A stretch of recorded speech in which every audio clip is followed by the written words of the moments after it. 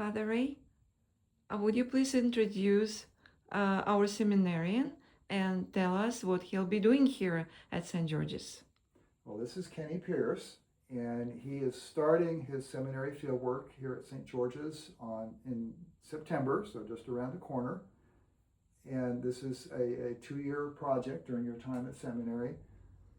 And he'll be doing a lot of different things, and we're working on that actually as we speak. He'll be developing a learning plan that will spell out the kind of things that he'll be doing, would include involvement in worship, in pastoral care, in Christian education, formation, a lot of different possibilities of things that he'll do. So I'm very excited to have him, get started, and this will develop as things go along. As he discovers areas that he really wants to explore here, then we'll work that out.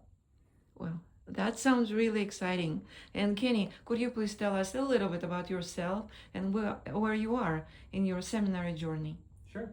I'm Kenny Pierce, and it's really a pleasure and honor to be here at St. George, to be placed here for my field education. I'm a native of Southern California originally. I've lived all over the United States and spent 15 years in Canada, so I was received into the Anglican Communion at Christ Church Cathedral in Vancouver, British Columbia. Moved down in 2020. I was cradle Roman Catholic and kind of fell away from the church and then came back to it through a recovery program in 1999. So it's kind of a long crawl back, and over probably about the last 15 years, I've sort of found my way back into Christian community.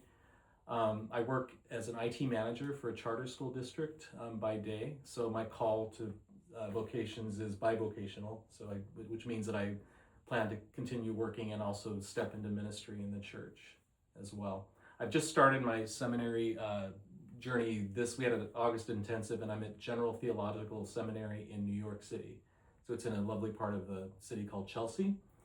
And we studied a week in liturgics.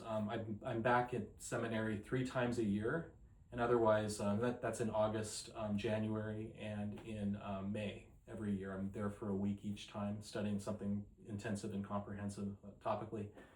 And then otherwise I'm doing my seminary work remotely here in my local context in the diocese. I'm active, my sending congregation is Trinity Cathedral in Sacramento. I'm active with the diocese in Diocesan Rainbow Leadership, the ministry team there, which sits in the Commission for Intercultural Ministries. I was on vestry at the cathedral for a number of years. I moved down just before the pandemic hit, so I worked a lot, I was their digital missioner, so I worked a lot with technology and sort of ushering them through that particular time. I have a heart for service in the church and using some of these skills in my day job to be able to reach people in community too. So it's a pleasure to be here. And that sounds a little bit unconventional to me. Father Ray, maybe you can explain me why Kenny is able to live in Sacramento, California, but study somewhere in New York. That's kind of unusual, right? Oh, definitely. Yeah. When I went to seminary many years ago, the model was I went to Church Divinity School of the Pacific in Berkeley, and all the students went there and lived in the area. Either if they were single, they lived in the dorm, or I was married, and so I had an apartment. But I lived in Berkeley and for 3 years, and students had to figure out a way to move to Berkeley, study full time for 3 years, and then afford to pay the tuition and work all that out. And this is a creative program that General Seminary in New York City, where Kenny is going, and Church Divinity School has now moved to the same model, where it's extended learning and with the periods of intensive training for a week at a time. And so the students can live and work where they've been and not have to move for 3 years. And it's become difficult for seminaries to put on the whole 3-year program. So it both has helped seminaries. It's a way that is sustainable for the seminary, but also for the students, so that you don't have to uproot and try to move for 3 years. And particularly, as you said, if you're bivocational, which means that that's where a priest works at a secular job and serves as a priest in a parish setting at the same time. When you're studying to do that, it just doesn't make sense to go away and pay for that for 3 years. And in general has a creative program where it's tuition free for students, if I understand right, and they've really been creative in working that out. So it's a new era for the church, and Kenny is part of that. At the vanguard of that era. Yeah. So one other really good thing about General is that they're affiliated with Virginia Theological Seminary.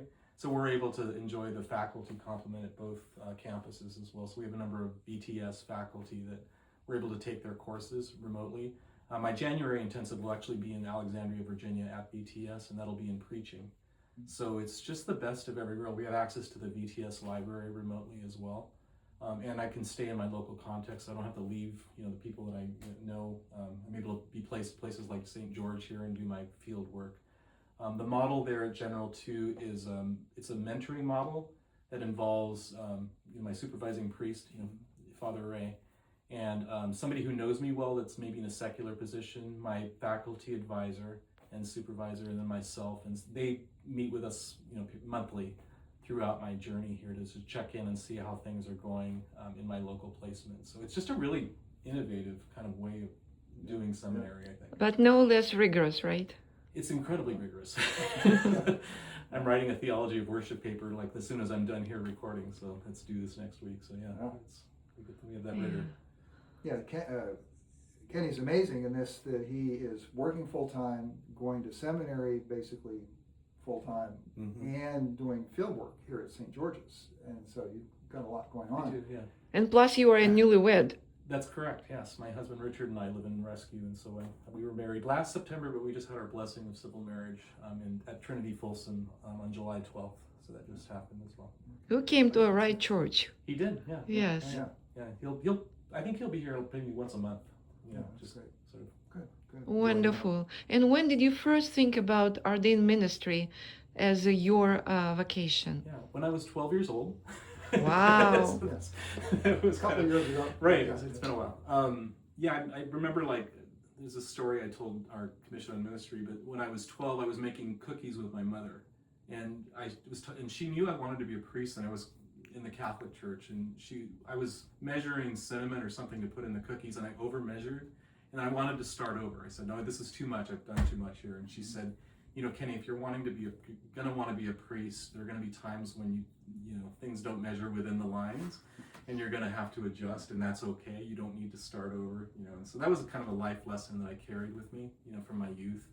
I think most recently it's just the work that I've gravitated to in the church. So I have a heart for people that have been shut out of, church contexts, that have been told that they don't have a place in the kingdom of God, and they sit on the margins. That could be LGBTQ people. I've worked in respite, with respite at the cathedral, in sobriety ministries as well. I've been active there, and I just feel like I want to step into that ministry, and the call has gotten stronger over the last, particularly the last several years.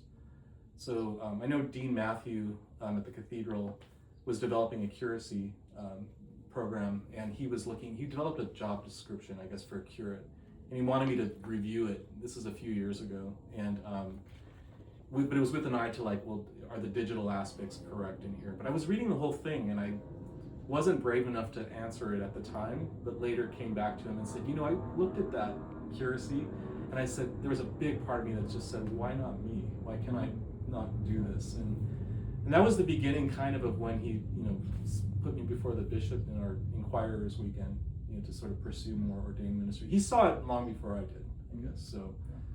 So that's a long-winded answer, I guess, to your question, but it's been kind of a series of progression and a lot of people holding me along the way.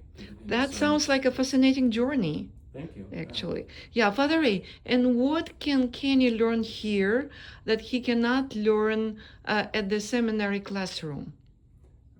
There's a couple aspects to that. One is that Bishop Megan referred Kenny to us because Kenny's recent experience has been at Trinity Cathedral. So he's been in a larger congregation. Right.